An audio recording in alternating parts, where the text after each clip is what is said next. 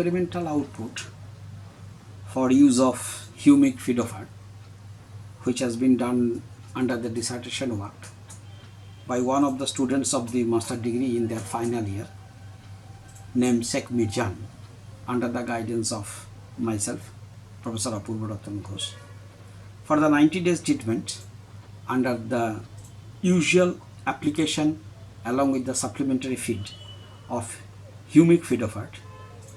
It gives a immense result, mentioning particularly the production of the fish, which is most important, that the secretion of mucus as well as the vitality, which we call the strength of the fish,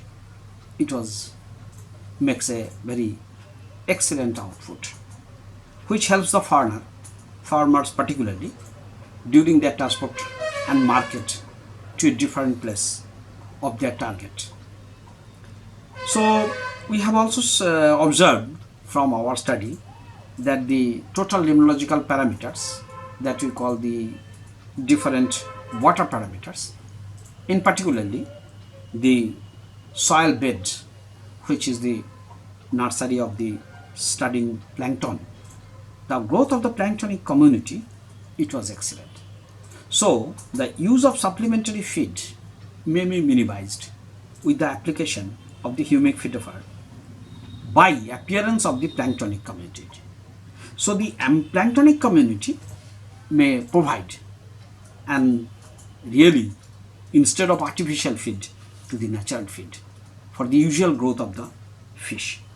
And I hope that this becomes a boon to the fish farmers.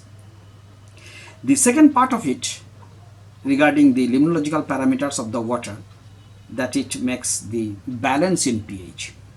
So in particular, the riverside or village side ponds, which usually we have seen due to drainage or excessive domestic waste, sometimes it becomes more alkaline.